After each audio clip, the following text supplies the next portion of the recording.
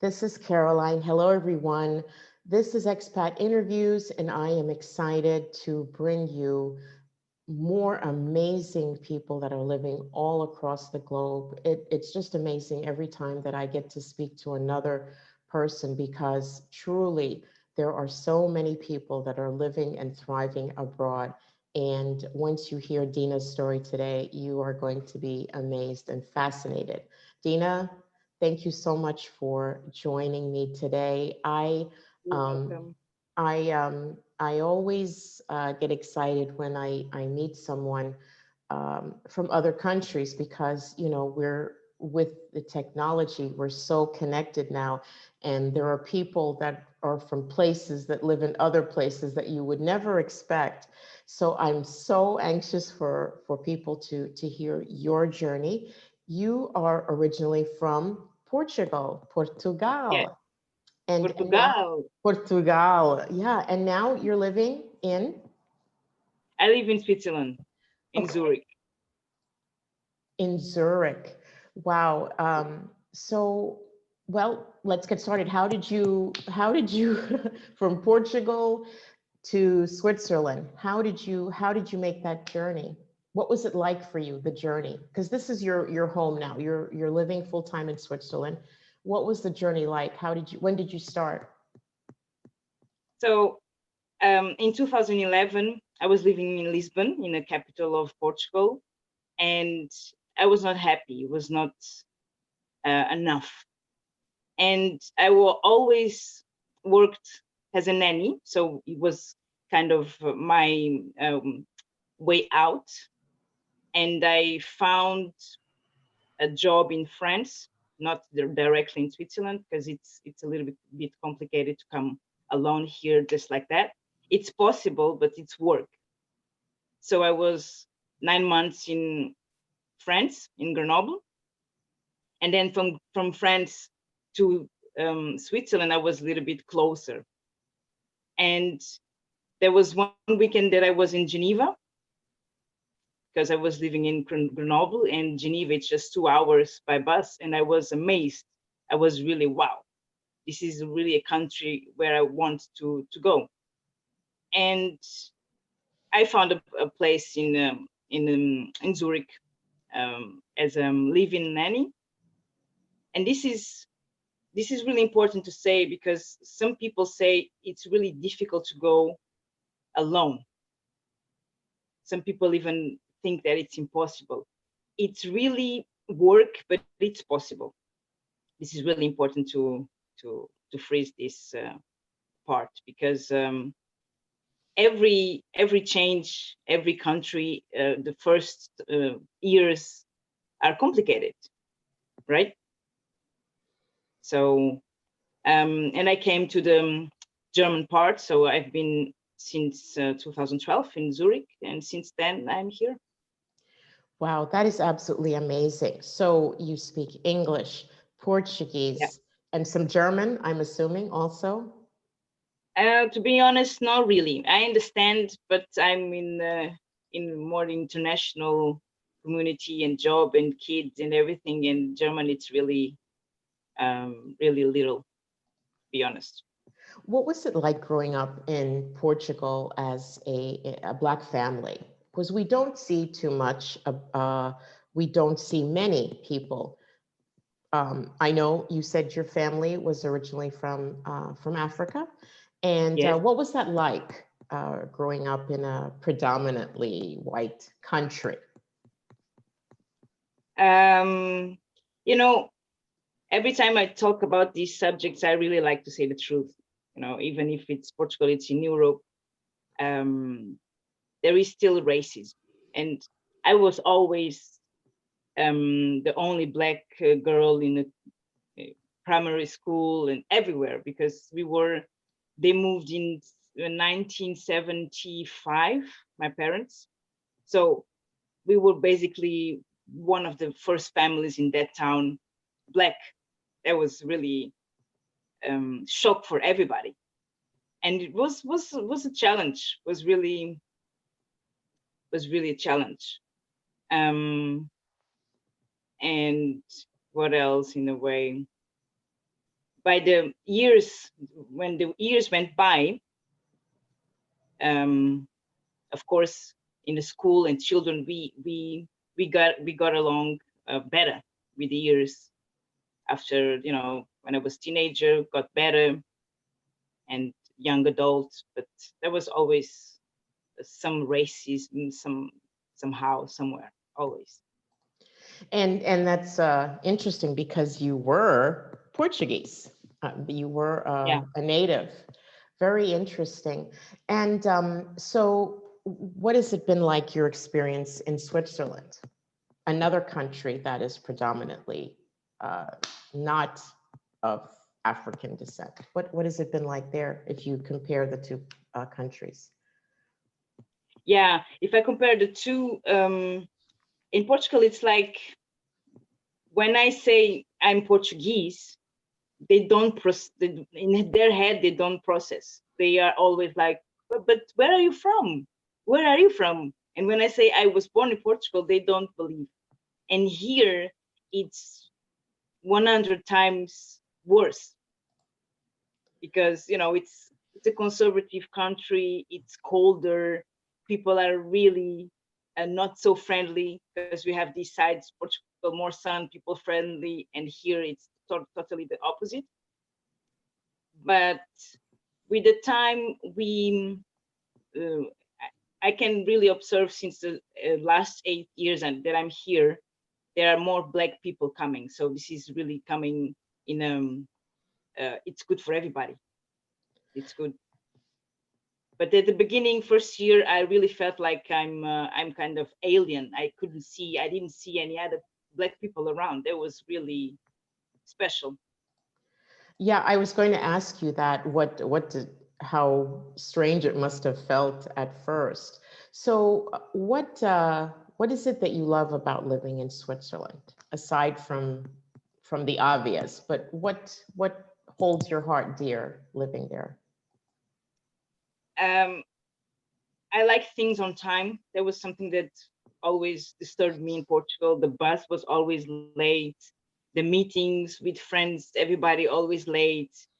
And I grew up with a father really, he was just on time everywhere. So for me, this is really important. It shows kind of respect for me.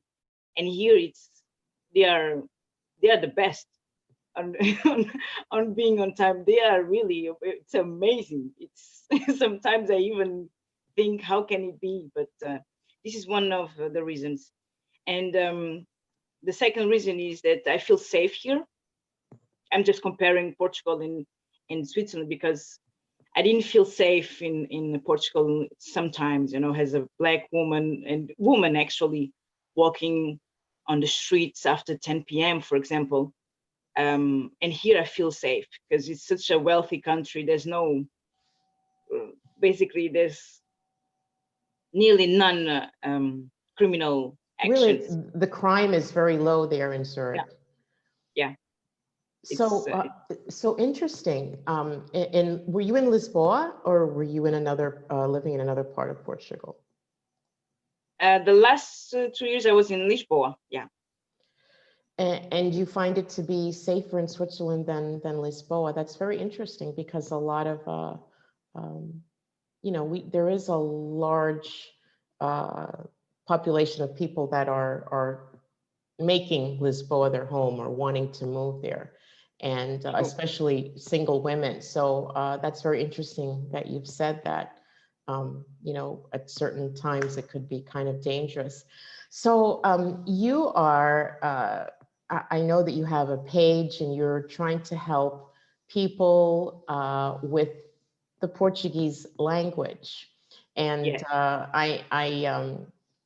I think it's interesting because many people, believe it or not, don't realize that there is a difference between Brazilian Portuguese and Yeah. Portuguese from Portugal. So, and that's the little Portuguese that I know is the one that I learned from Portugal. So I feel like it's much more formal, and the Brazilian is much more, free and easy kind of. I feel like it's a more free and easy. How is that going for you? Do you have a lot of students that are joining in on your classes? Do you do them regularly? So I started recently. I have 300 followers in the page, but I have in a private kind of 8 people that I really know that they follow. And I started in a way because I know a lot of people are moving to Portugal, and I struggled with the language here in Switzerland, and I wanted to have a platform where people can, learn at least the basic, because most of the people that are moving there they are retired, or they don't really need um, to speak the fluent Portuguese, but they need the basic situations when you go to the supermarket, pharmacy, and that's what saved me here. And I thought, oh, I can do this, and if I help 10 people, I will be really happy, because I, Portuguese, it's difficult. It can be difficult, right? Yeah, and that's a great idea because it's not, I live in Mexico and, there's tons of people that give Spanish lessons and it's widely available, but Portuguese, not so much, especially Portuguese from Portugal. So I think that is awesome.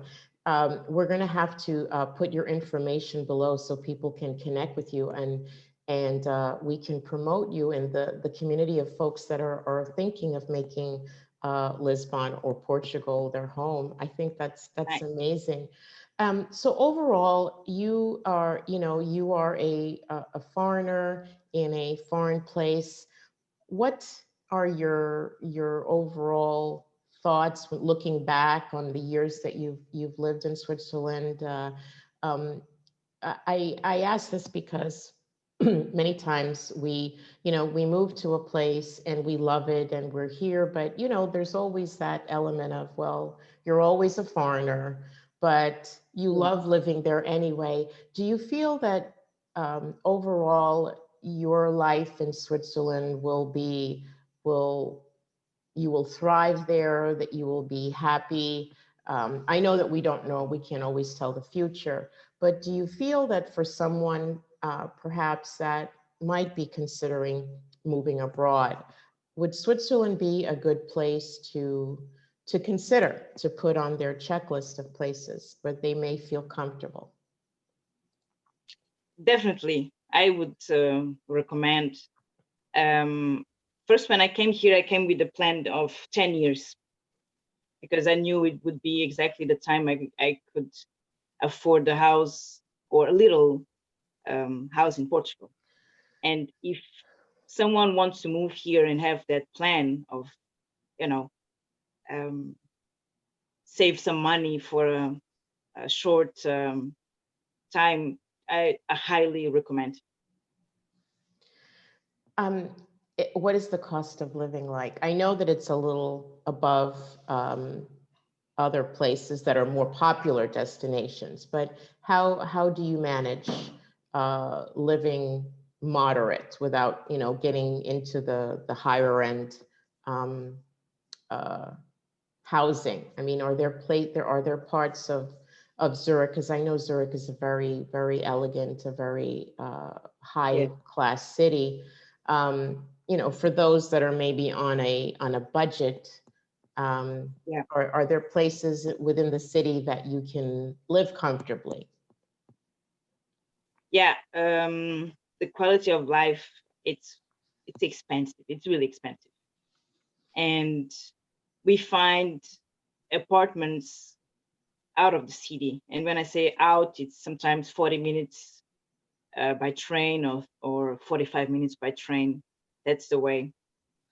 Otherwise, it's really expensive. But uh, things are changing in a way that Geneva started with, they have a minimum salary.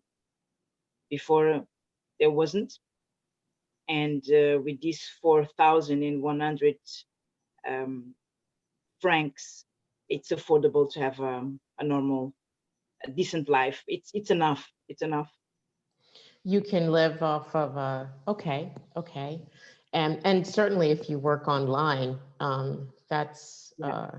the internet, I'm sure, is really good there for those people that are like we call digital nomads that work from home.